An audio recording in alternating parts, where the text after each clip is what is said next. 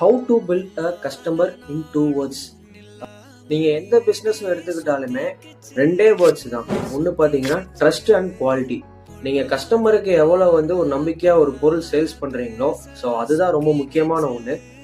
And நீங்கள் கஸ்டமருக்கு எவ்வளோ கான்ஃபிடென்ட்டாக நீங்கள் பேசுகிறீங்க, ஸோ அதுதான் உங்கள் கஸ்டமர் உங்கள் மேலே ஒரு ட்ரஸ்ட்டு பில்ட் பண்ணும். நீங்கள் ஒரு ப்ராடக்ட் சேல்ஸ் பண்ணுறீங்க அப்படின்னா அவங்களுக்கு நீங்கள் எஜுகேட் பண்ணணும். ஸோ இந்த ப்ராடக்ட்டில் இந்தந்த குவாலிட்டி இருக்குது சார், ஸோ இந்த ப்ரைஸஸ் உங்களுக்கு வரும், இதுனா உங்களுக்கு லோ குவாலிட்டி வரும், இந்த ப்ரைஸ் உங்களுக்கு ஸ்டார்ட் ஆகும், அண்ட் ஹை குவாலிட்டி இருக்குது உங்களுக்கு இந்த ப்ரைஸ் ஸ்டார்ட் ஆகும்.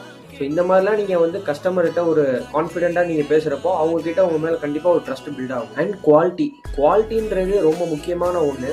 அண்ட் குவாலிட்டி நீங்கள் கொடுத்தா மட்டும்தான் அது எந்த பிஸ்னஸ் நீங்கள் எடுத்துக்கிட்டாலுமே லாங் டைமாக உங்ககிட்ட அந்த கஸ்டமர் வருவாங்க.